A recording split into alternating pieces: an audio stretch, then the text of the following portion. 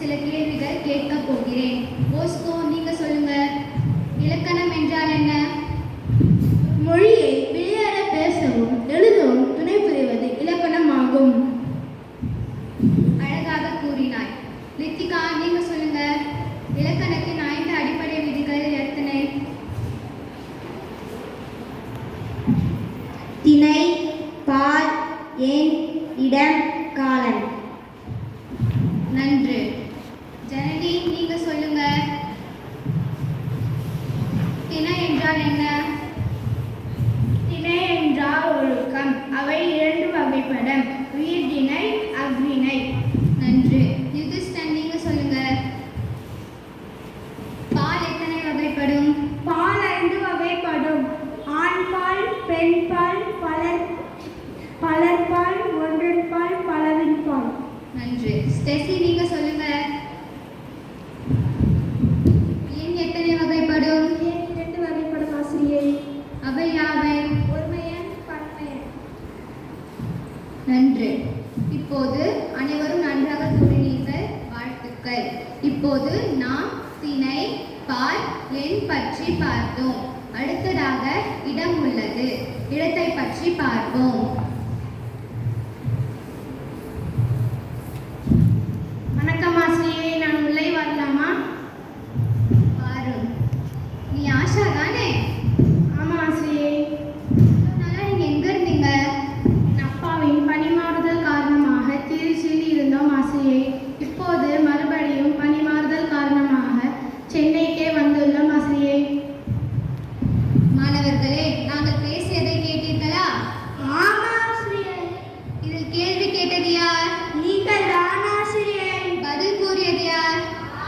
ஆசிரியை. நாங்கள் இருவரும் யாரை பற்றி பேசிக்கொண்டோம்? ஆஷா அப்பாவின் பணிமாற்றத்தை பற்றி இதில் கேள்வி கேட்டது யார்? நீங்கள் தான் ஆசிரியை. ஆக நான் தன்மை இடத்தில் இருக்கிறேன். பதில் கூறியது யார்? ஆசிரியை.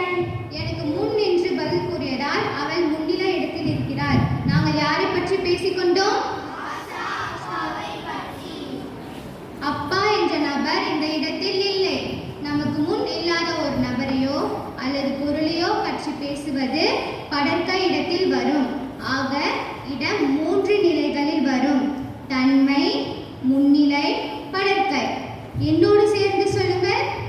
தன்மை, முன்னிலை, படர்க்கை. இதனை மூவிட பெயர்கள் என்பர். தன்மையை குறிக்கும் சொற்களை பற்றி பார்ப்போமா? நான், நாம், நாங்கள். இவையெல்லாம் தன்மையை குறிக்கும் சொற்கள். உதாரணமாக, நான் பாடம் கற்பிக்கிறேன், நான் வண்ணம் தீட்டுகிறேன். இவையெல்லாம் தன்மையை குறிக்கும் சொற்கள். அடுத்த நிலை என்ன? முன்னிலையை குறிக்கும் சொற்களை பற்றி பார்ப்போம். நீ, நீங்கள், நீவீர். இவையெல்லாம் முன்னிலையை குறிக்கும் சொற்கள்.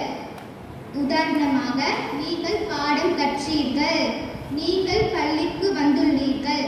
இவையெல்லாம் தன் முன்னிலையை குறிக்கும் சொற்கள். அடுத்த நிலை என்ன? படர்க்கையை குறிக்கும் சொற்களை பற்றி பார்ப்போம்.